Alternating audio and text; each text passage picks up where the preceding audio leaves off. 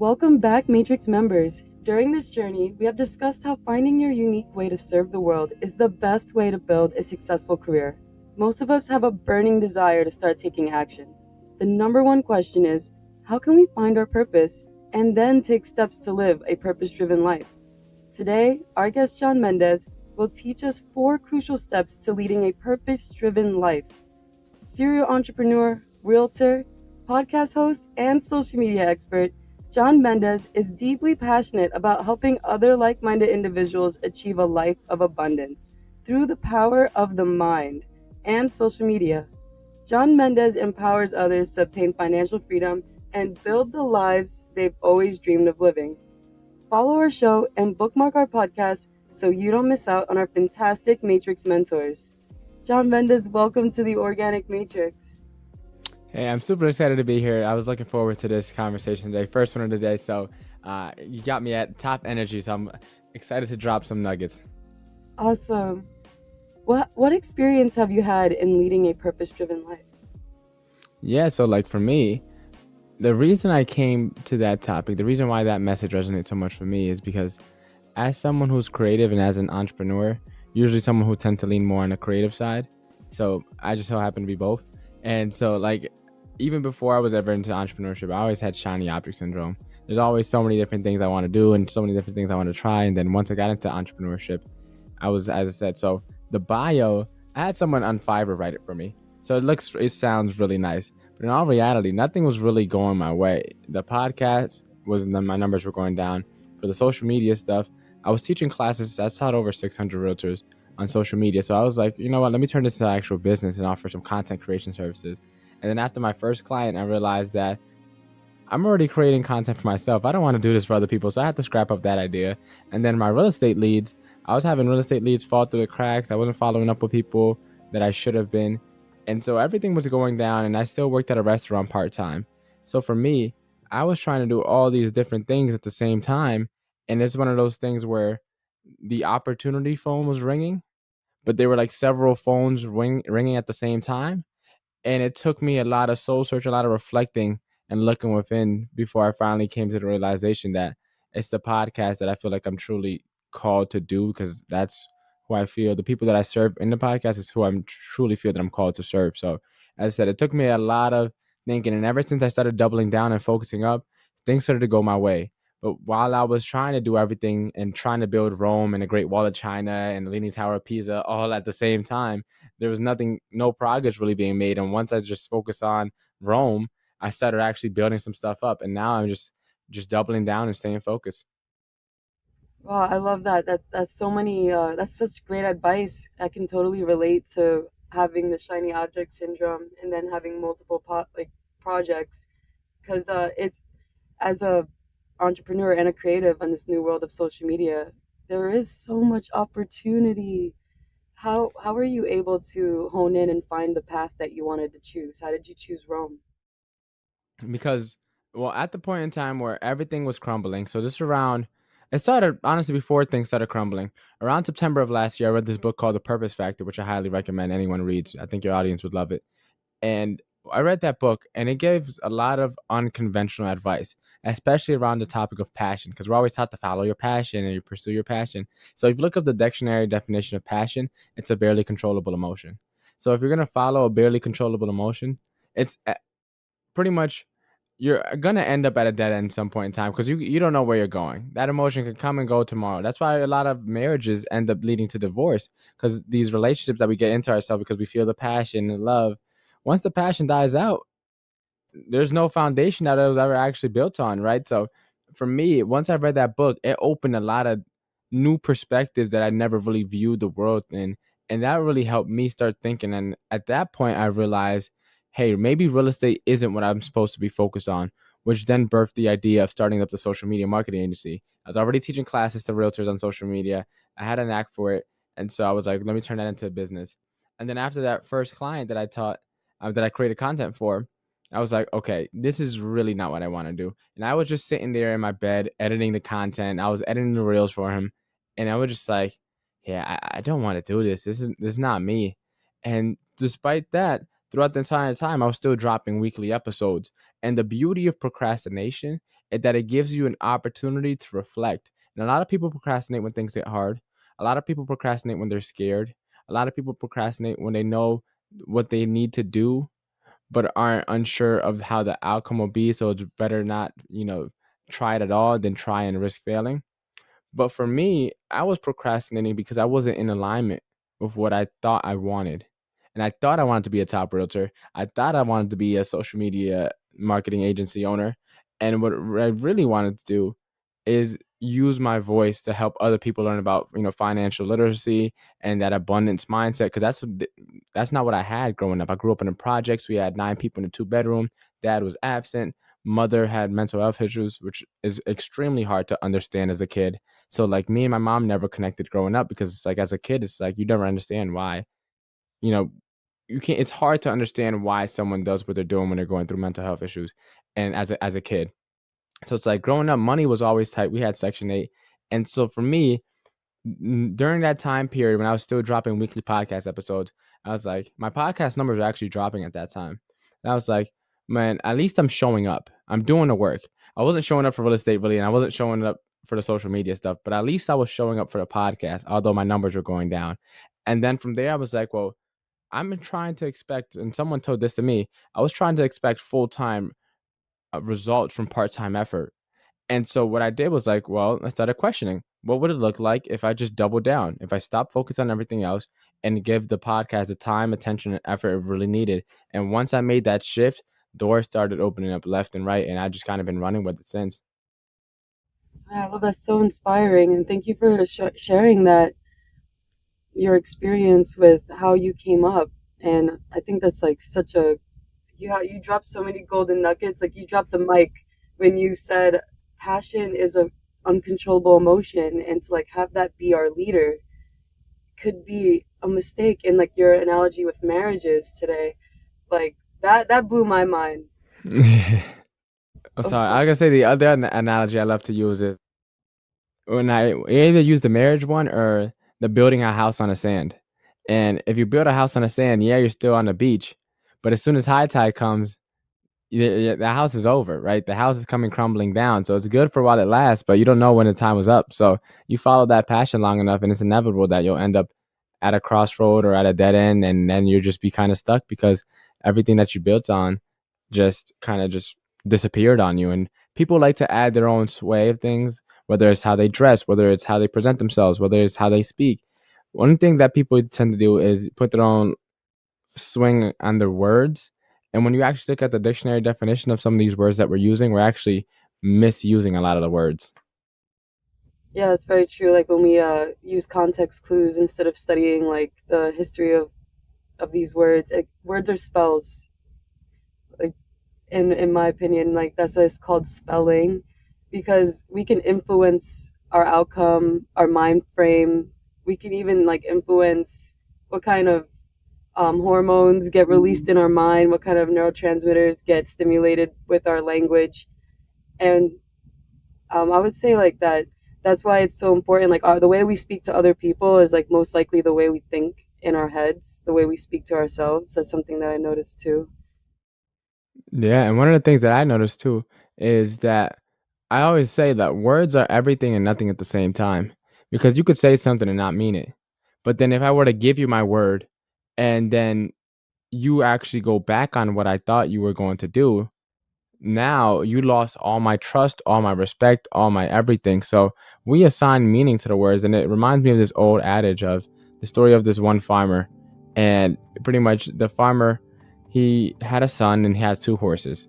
And he had the 2 horses. One day the fence broke down, the horses run away, right? People from the village come, they say, "Oh my goodness, that must suck. You lost your horses." He was like, "Maybe." And then a couple weeks later, the 2 horses come back with 12 more wild horses. Now he has a herd of 14 horses. Everyone comes back from the village. "Oh my goodness, that's amazing. You have a whole herd of horses now." And he was like, "Maybe." Then a couple days passed while the son was taking care of some of the horses that had the new ones that came in. One of the horses got a little out of control. Son breaks his arm. People from the village come back. "Oh, that must suck. I bet you're hating the horses now." And he was like, "Maybe." And then a couple days after that, the government came and they were drafting all the firstborn sons to go to war. and his son couldn't get drafted because he had a broken arm. People from the village come back and it was like, "Oh my goodness, you're so lucky. Your son didn't get drafted. I bet you feel amazing." He was like, maybe." And the story pretty much goes to show that we assign meaning to everything. And when it comes to, now to tie it back to what you were saying, when it comes to words, that's why when you say "I am," insert whatever you think you are, that means so much, because that's how that's your identity, right? And so it's like that can change. You are successful, you will most likely be successful because your brain can't tell the difference between what is real and what's not. That's why porn is such a bad addiction to a lot of young men, because they can't tell what's real and what's not. That's why a lot of these different, that's why visualization is preached and practiced by so many successful entrepreneurs and successful business people, right? All these different things. It's like you start talking to enough people from different perspectives of life, and they'll all tell you the same exact thing. They'll just probably have another word for it to describe it, but it's all the laws of how this world works are kind of the ones that are stand the test of time. They're gonna be present forever. Amen. I agree. I think the same thing about religion. Like we're all using different words to talk about the same thing. And I appreciate that story. That's one of my favorite stories. And I hear the first person that ever like told me that story. So I love that story so much because it's true. We assign meaning to everything, and I think that's what makes life great. But when we're in a position to write the narrative instead of let the narrative write itself, is when we start building our wealth. And I love that it goes full circle to your story, that instead of trying to create a bunch of passion, right? Like you're like kind of the magician in the story. Like you're choosing what you want to manifest by selecting a path. And I could I really hope this reaches the right ears, because you're dropping a lot of golden nuggets today. It's one of those things where it's passion. It's like a passion. It's meant to be a signal, something that you can just like, oh, you're doing it, you're passionate about it. You may be able to head that direction, right? That's what passion is good for. It tells you which way you kind of should be heading. So, example, if you like playing basketball, you feel passionate about that. Well, you might have a better time pursuing that, right? But the concept of Ikigai is something that kind of brings it full circle. Hey there, health and wellness enthusiasts. Are you tired of sifting through countless supplement brands at their bold claims only to be disappointed by the quality or results? Your search ends here with bulk supplements. At bulksupplements.com, they're dedicated to providing you with the finest, most reliable nutritional supplements without the fluff or gimmicks. Their products are thoroughly tested and come in their purest form so that you can trust that you are getting the best. With over 500 supplements available in bulk, including vitamins, minerals, herbs, mushrooms, amino acids, proteins, you'll find exactly what you need to support your fitness journey, boost your immune system, or enhance your overall well-being. Why should you choose bulksupplements.com? Purity.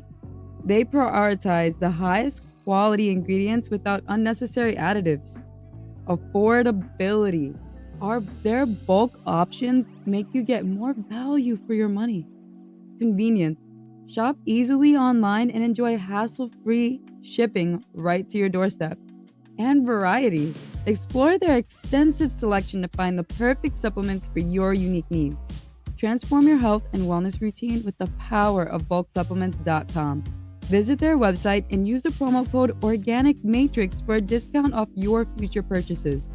Experience the difference that pure, high-quality supplements can make in your life. Remember, it's not about the supplements, it's about investing in a better you. And it's something that I learned around that time, around that November-ish of last year, December-ish, before I really started doubling down on the podcast. This is one of the concepts that really made me start reflecting, and it's pretty much at the intersection of four circles. And it's like what you love to do, that could kind of be considered your passion, right? What would you do for the rest of your life if no one ever paid you? Right? Just write down a list for that, and then the next circle from there is, what does the world need? Right? Which problems in this world do you feel compelled to solve?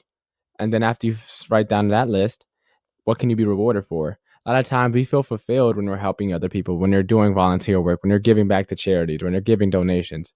but we also know that we have to make ends meet. We have to put food on the table. We have to keep the lights on. And then so the final circle is, what are you good at, or what do you have the aptitude to be good at? So if you're just following your passion, you're still missing out 3 other circles. So you got to incorporate all 4 to kind of get that reason for being, that Ikigai. And then from there, kind of orient your life around that thing that you came across. I love that. I'm gonna have to do more research on Ikigai because it sounds like a better system than our education system. Like Well, it's imagine, not too hard to top our education system. It's not, the bar isn't really high there. yeah, I can only imagine how kids would be if they were taught that way in school. Like instead of like songs and like different art projects, like having an art project with Ikigai, like them finding their passion. That'd be so cool. But even though it's a little off topic, I would love to know what advice you can give those starting their journey towards a purpose-driven life. Yeah, so the first step is always your mindset. And I think it goes to 2 parts, right? The first part of that is the reflection portion. The second part of it is the transformation portion. So the first part with the reflection, that's just really figuring out who you are. For me, it kind of started when I was back in high school, and my girlfriend now, well, my now girlfriend, but at the time was just my best friend. She told me about attachment styles and started introduced me to some psychology stuff on YouTube. And I was like, okay, this is kind of interesting.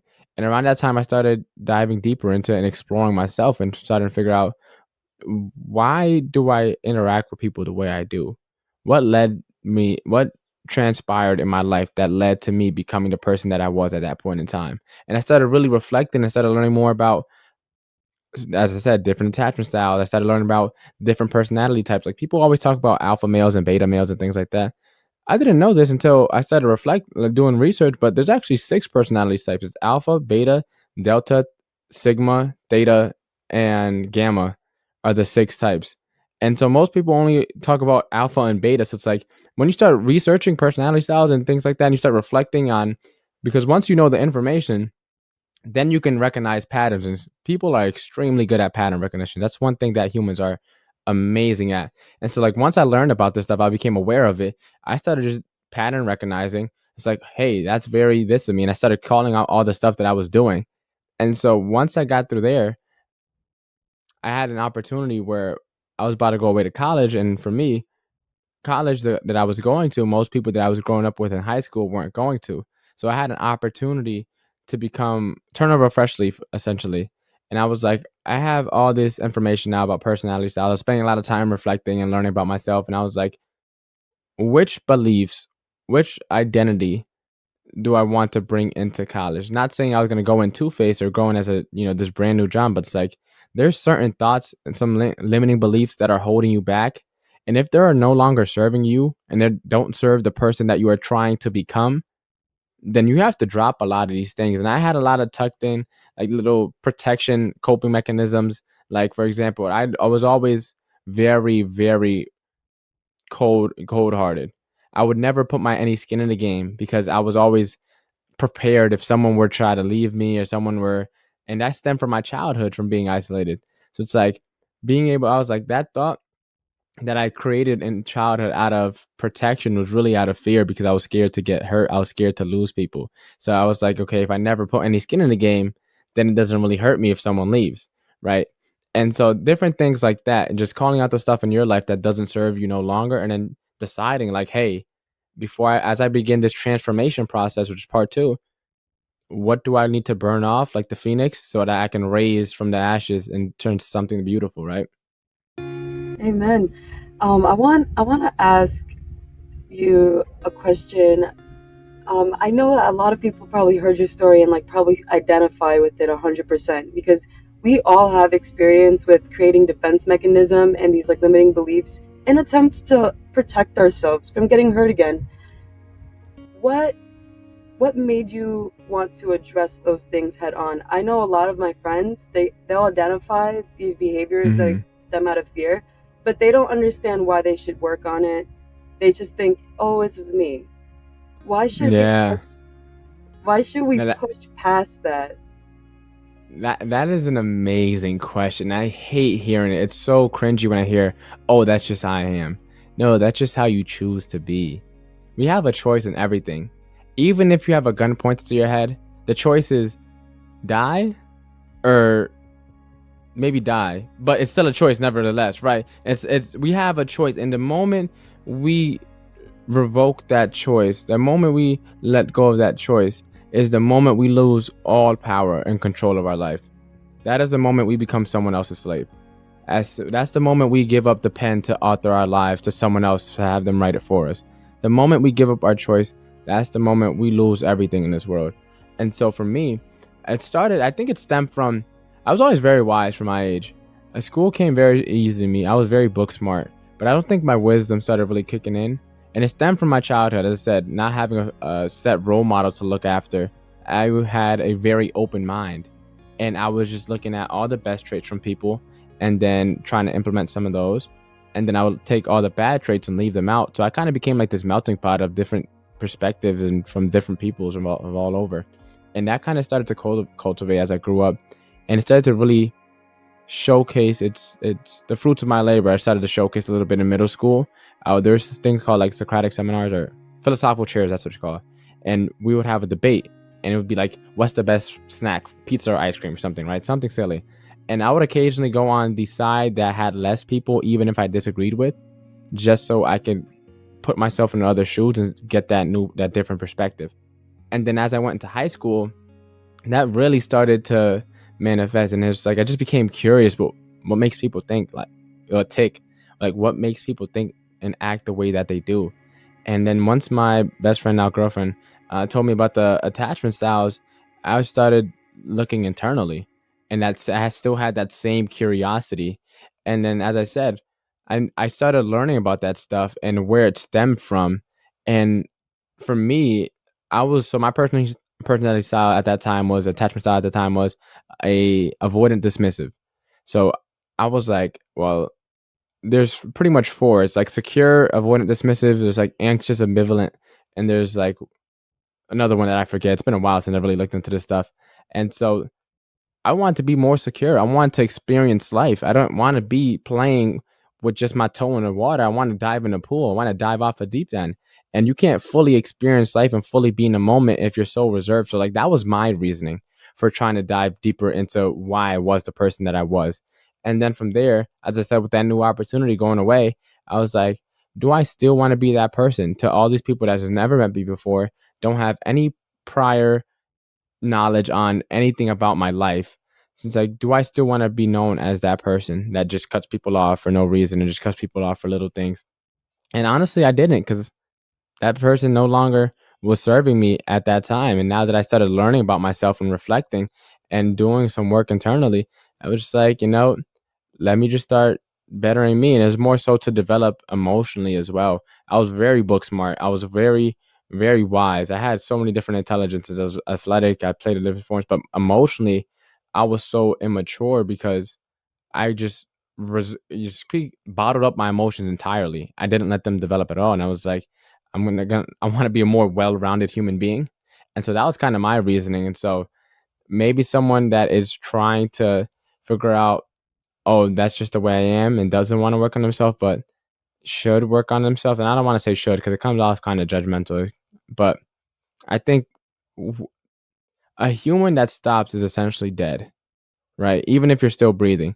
I think we're built as creatures to continue in pursuit and growth. And so the moment you stop moving, the moment you stop complacent, you become complacent, essentially you're dead, essentially. So it's like just being in continual pursuit of just better, and not like of materialistic things, but just to grow as a human being and to develop further and cultivate your skills and just become better, because we have infinite potential, and we also, write our lives the way we want them to when we choose to do so, but we also build all the ceilings that we have in front of us. There's no ceilings when you're a kid. We build our own ceilings, whether it's through indoctrination and someone tells us to do it without us realizing it, or whether it's through limiting beliefs. But it's like when we realize that we are the ones that are building all the ceilings that we're trying to break through, and there actually is no ceilings, it makes life a lot easier. And then the opportunities are boundless. Hey there, coffee lovers. Did you know that your daily cup of joe might be tainted with oils and chemicals? If you follow me on social media, you are well aware that I'm all about checking labels, and it's time we say goodbye to these harmful additives in 2023. Shockingly, many of Americans' beloved coffee creamers contain ingredients that you'll never knowingly mix into your coffee, such as canola oil, this potassium phosphate, and artificial flavors. But don't worry, we've got your back with Laird Superfood Creamers. These creamers are made from top notch, all natural, real food ingredients, giving you nothing but the best in every sip. Here's an inspiring tale. Laird began tinkering with his morning coffee routine almost 20 years ago. He discovered that adding healthy fats like coconut oil to his coffee not only enhanced the taste, but also provided him with incredible energy that lasted throughout the day. Eventually, he crafted the ultimate fuel-packed coffee and started sharing his secrets with his surf buddies. So why not make the switch to Laird Superfood Creamers today? Elevate your morning ritual, fuel your day with clean energy, and never worry about hidden and harmful ingredients again. Are you ready to feel more energized, focused, and supported? Go to LairdSuperfoods.com and add nourishing plant-based foods to fuel you from sunrise to sunset. Use our promo code Organic Matrix at checkout to save 15% off your purchase today. Amen. Thank you so much. I think that answer is super helpful. And if we don't commit, we don't get the whole reward. And I appreciate you sharing your experience with our Matrix members. And I could personally relate because I'm anxious avoidant myself.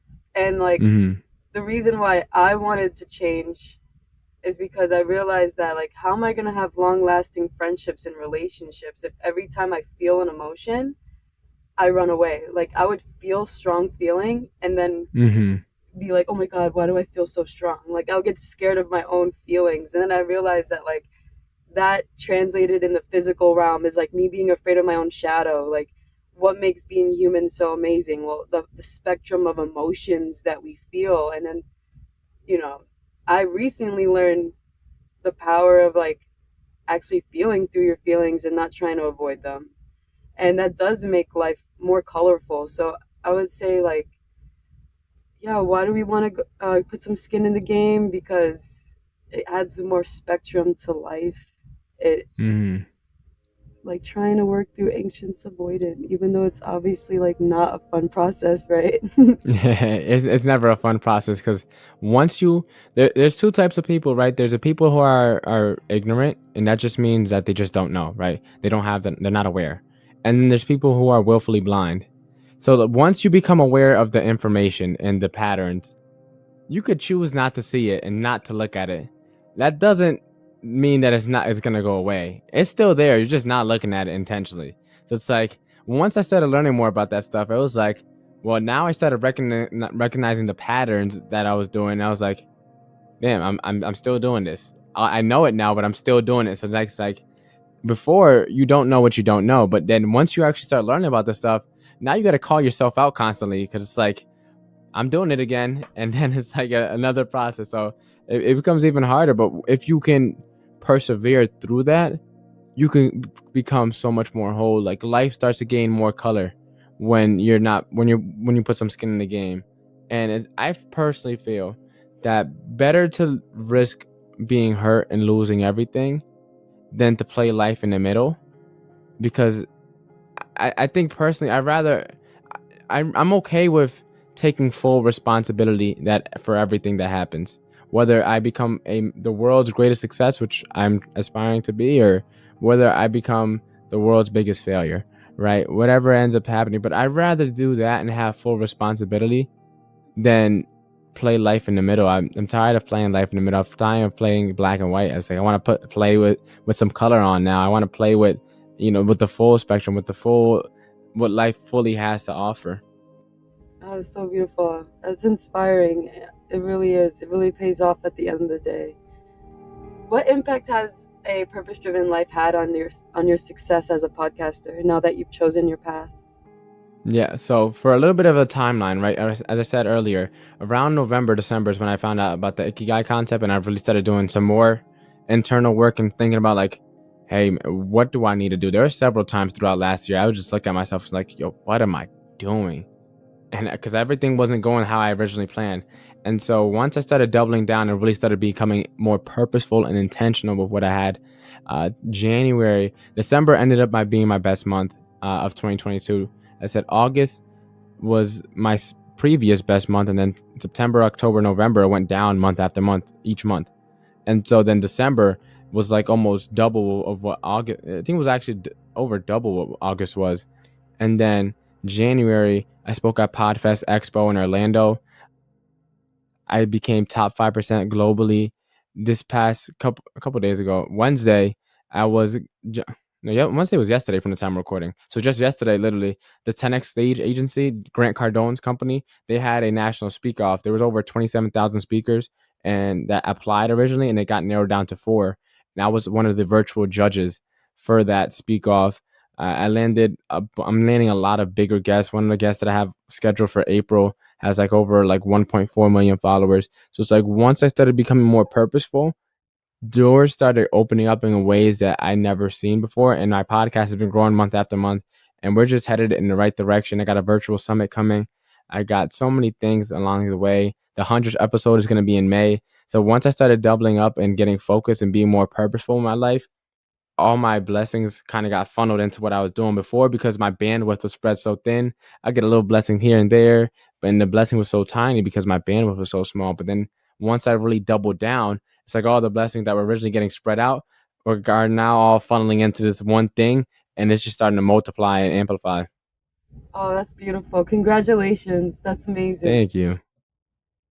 What techniques do you use to stay motivated and focused on your purpose? A North Star. Yeah, you need to have a North Star, and that could be a question. I love having a question, because let's say my one thing this year is growing my podcast, right? So I would just ask myself, is this going to grow the show? That is my orienting question, because that's my main focus right now, is growing the show. And so whenever I'm doing something, just, is this going to grow my show? And whatever endeavor it may be, let's say you have a coaching company, is this going to help my clients? Is this going to help my clients? Right? Or maybe you're in scaling mode. Is this going to help me get more clients? Is it, let's say you're in real estate, is this going to help me sell this house or get another listing or get another buyer? If you're in selling food, is this going to get me in front of more customers? Is this going to bring back more loyal customers to the restaurant? Right? And just having a North Star or orienting question that you can always ask yourself and come back to whenever you're doing. And the more purposeful you get with your life, the simpler life gets. Not because it gets easy, but because your filtering process of what you have to use to get an answer to questions becomes so much more clear. So before, it was like I had 4 different filtering factors going on, because it's like, is this going to grow my real estate business or the social media stuff or the podcast and all these things? And it's like, I had all these different filtering processes, but now there's just one filter. Is this going to grow the show? When an opportunity presents itself, like I had a friend who was in life insurance, and I'm what someone would call a natural born salesman. And I didn't know that until later on, but I'm someone that's charismatic. I can talk very well.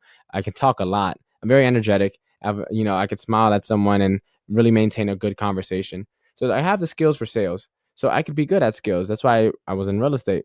But when someone presented me the opportunity for life insurance, that's just sales again, right? But it's selling another product. But I know deep down, if I were to get in that, of course, I may find success because I have some natural skills and natural aptitude to be good at that, right? To refer back to the Ikigai thing I mentioned earlier. But it doesn't make me feel fulfilled. It's not something that I would love to do. It's not something I would do for the rest of my life if someone paid me. So for me, it's just really having that orienting question. And the more purposeful and intentional you become, the better your filtering system becomes, so that when an opportunity presents yourself, it's a lot easier to say yes or no, and you don't have to spend time reflecting or thinking or being confused. You just know the answer. Is this going to grow the show? Yes? Okay, let's do it. If no, okay, next one. Do you have kids, little cousins, nieces, and nephews? If so, I bet you're tired of the pain from stepping on Legos. And I bet you're fed up with the subpar cardboard jigsaw puzzles. We have a fantastic solution for you today. One Go Puzzles. These puzzles aren't just like any other ordinary jigsaw puzzle. They're an exceptional work of art, meticulously crafted from genuine wood, breathtaking designs, and distinct shapes. Wongo puzzles promise not only a delightful but stimulating experience, it'll keep you hooked. And the best part? All the pieces are guaranteed to be included, so you'll never have to worry about an incomplete puzzle again. Indulge your puzzle passion with Wongo Puzzles, a true treat for your intellect and creativity. Say goodbye to flimsy cardboard and hello to premium wooden jigsaw puzzles. They're 100% wooden and they'll last forever. Each piece is hand drawn, so no two pieces are the same, and you'll discover some fun, whimsical pieces as you work through it. They come in custom wooden box, which is a perfect gift for storage. With stunning designs and unique shapes, Wongo puzzles are a cut above the rest. I love doing the snow globe puzzle myself. It was great to pull out a puzzle and have it done at night and have it on the table and not have it on the table for a week. What are you waiting for? Go to wongopuzzles.com and pick your puzzle today. And be sure to use the promo code Organic Matrix to get 10% off your order. This is the most fun you'll have with the puzzle, I guarantee. Or get your money back. Go to wongopuzzles.com and use the code Organic Matrix to get 10% off your order and get puzzling right now. I love that. That's a great scale to weigh to see if you're spending time on something that's going to excel your growth. And I love that you mentioned that. I have a friend of mine that recently, called me on a similar topic, like that they felt like they weren't using their time the best way, and asking that one question could really save us and excel our success. So thank you so much. That's great advice. What kind of advice can you give those who are struggling to even find their purpose and they're not sure where to start? I would start definitely with the Ikigai concept, but for anyone that needs another perspective or another way to look at it, usually the person we're meant to become is the kid that we have tucked away. And as I said, that's why the first step of the mindset portion is always reflection. Who were we before all the indoctrination, before all the trauma, before adulthood, before bills, before maybe we have a kid, before our significant other or partner or girlfriend or boyfriend, whatever it may be? Like, who were we when we were just that little kid that was innocent to this world, didn't know anything about how this world actually was? Like, who was that person? Who was that John? And just reflecting back and trying to find who that was, that's usually who you're meant to be. Right? The only thing I feel that's different between a kid and an entrepreneur is that an entrepreneur knows how to run a business. And that is it. They're both extremely creative normally. They both usually are like visionaries. They have wild dreams. They don't know what a ceiling is. They're always thinking and learning and growing. And then, as I said, as we start to grow up, whether it's through schooling, whether it's through maybe a tough childhood, or maybe it's through a bad environment that you're in, all these different factors play a role at us. And schooling has a big play on that, because schooling, that works on more your logical brain and rewards that, and it kind of disincentivizes you to use your creative side of your brain. So it's like, once you tap back into that child, it makes it a lot easier to remember who you really were and what you're meant to be doing. So if the Ikigai, that 4-step process doesn't work, as I said, just do some reflecting and try to think about who was the little version of you before life took over and started rewriting everything. What are the 4 steps to leading a purpose-driven life? Yeah, so I kind of got ahead of myself, and I kind of told you guys earlier. But the first step really to leading a purpose-driven life is, as I said, probably using that passion to find what you love to do.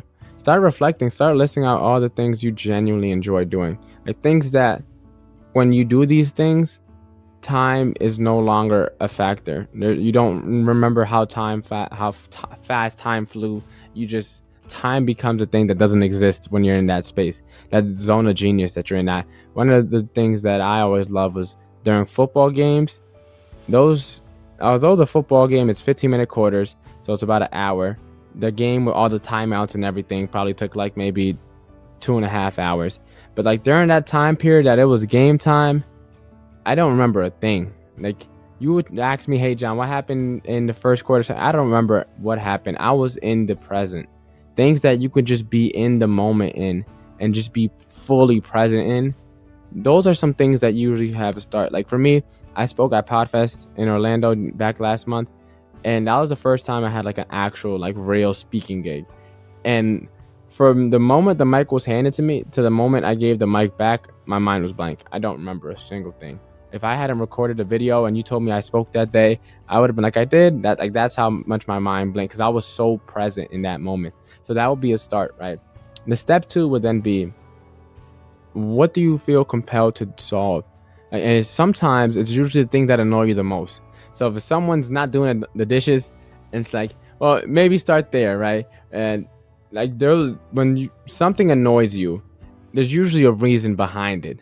So some of the times, if we can't find the things that compel us, that things that we want to solve off the top of our head, just start being aware and cognizant of all the things that annoy you. Because usually something there, like let's say the lines at McDonald's are super long and you don't want any more lines at restaurants. Well, someone came up with this kiosk thing that you can just tap on the screen and order. Now no one has to really wait in lines anymore. Someone was probably annoyed of waiting in lines, and then they built the solution to that, right? So that's another way to go about doing it.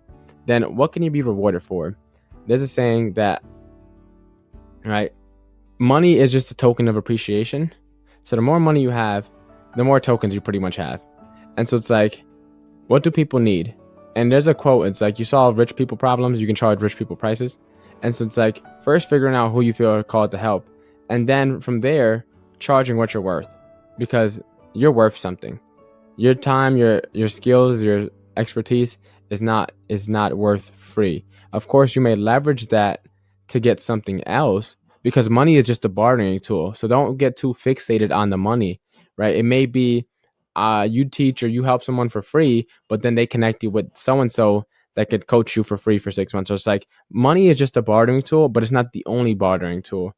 So figure out what you can be rewarded for and which kind of rewards will best help you to get started. Sometime it may be bartering services. Like, let's say I have a social media advertising company, and let's say you have a media and press and PR company, right? It's like, hey, I'll run your Facebook ads if you can get me in a magazine or article, and vice versa. You guys aren't exchanging money, you guys are exchanging services. So what can you be rewarded for would be the step 3. And then the 4th step is, what are the skills that you haven't cultivated yet that could be of service to the world? And there's a saying that the fish is always the last one to realize it's in the water. And a lot of the times the skills that other people find value, you probably that those skills probably come second nature to you, so you don't value those skills the same way other people do. For example, with me in social media, I'm 21, so I kind of grew up with this stuff. And the way I taught my first class ever, I was in this real estate mastermind, and I was normally in the calls from 6:30 to 7 a.m. in the morning, and I'm usually at the gym at that time. So instead of participating in a call, it was on Clubhouse, I just typed up what I wanted to say and put it in the Facebook group. And then the moderator and host of that mastermind was like, hey, John, do you mind teaching a class on this? And I was like, I never taught a class before. And she was like, John, let us know when you want it scheduled. And so that first class ended up having over 440 agents from across the country and Canada signed up for it. And it's something that I grew up with social media. I wasn't using social media marketing. I didn't take a marketing course. I didn't take a social media mastery course or anything like that. I just knew how to use it from growing up with it. But to people who are a lot older than me, in their 60s and the late 50s, they didn't grow up with it at all. So it's like, for me, I was just 2 steps ahead of those people, but they valued that skill. And because I grew up with it, I didn't think it was valuable. So some of the times that we have these skills that are already within us that we're just doing naturally, and it takes someone to point it out. So that would probably be the first 4 steps that anyone could take to start leading a more purposeful life. Those some solid steps. I love it. Your story is so inspiring, and wow, kudos to you getting so much done at 21. Like, I Thank you. respect. What inspired you to start Walk to Wealth? It started really when, in the summer of, this is now summer 2021. Yeah, so I already started kind of like my entrepreneurial epiphany. I was never really entrepreneurial growing up. And this is not a summer. I was on FaceTime with one of the guys, and we and him would always talk about life and goals and things we wanted to accomplish. And one day he was like, yo, bro, I got an idea. We should start a podcast. And I was like, you know what? That ain't a bad idea.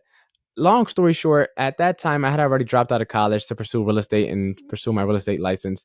And he was going back to college to start his junior year. So our schedules didn't match up.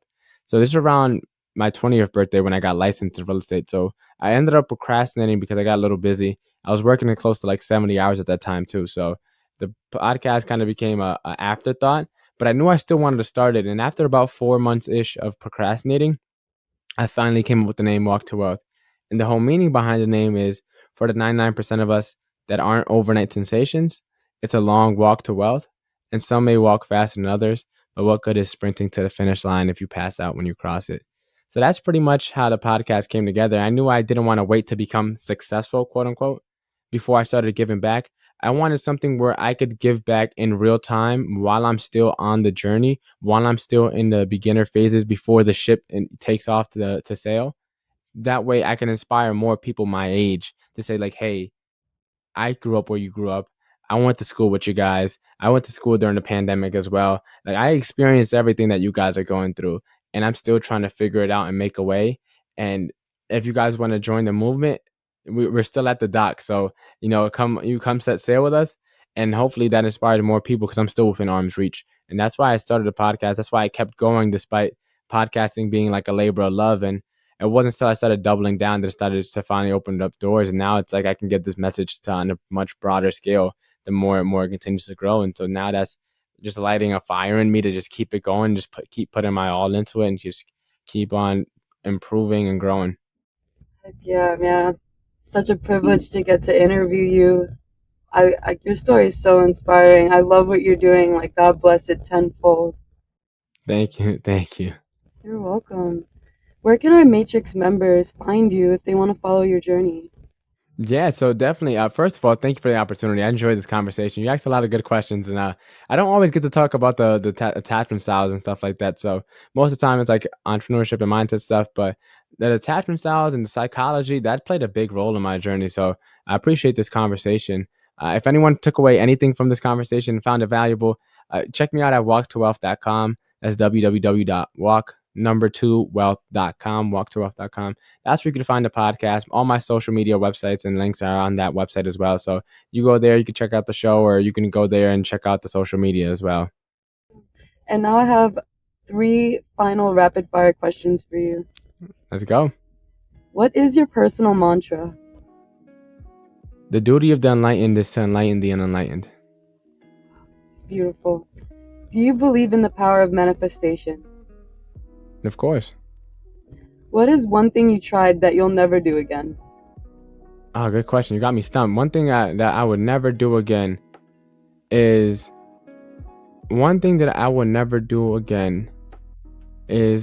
allow myself to become the person I once was.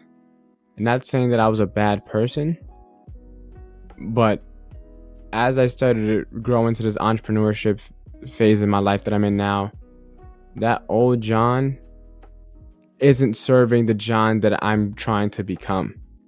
So just knowing that all the limiting beliefs that I had from growing up that I'm breaking down and tearing down, is like not letting those things get in my way and continuing to surround myself around amazing people so that I can continue to grow and gain new perspective and continually improve myself. That's beautiful. Yo, thank you so much. And is there any last words that you want to say to our Matrix members before we close out? The sooner you wake up, the sooner you gain responsibility. And the beauty of that is that once you have that responsibility, you also have power. And you could choose to do with it however you want. But if you're going out there to be a light in this world and everything around you is dark, just know that there's other lights in the world as well. And if you surround yourself with enough of them, you can light up a nation, you can light up the world. Here's a small sample of what you can expect in the Beginner's Guide to Entrepreneurship. Your easy button to start your own business right now. Stop freaking out about starting a business for all eternity. Work with John at Walk to Wealth. All feedback is welcomed and helps us serve our fellow Matrix members. To stay up to date with our Matrix mentors and what we have in store for you, bookmark our website and subscribe to our podcast and YouTube channel. It was great to have you with us on the Organic Matrix Show, and we'll see you on the following download.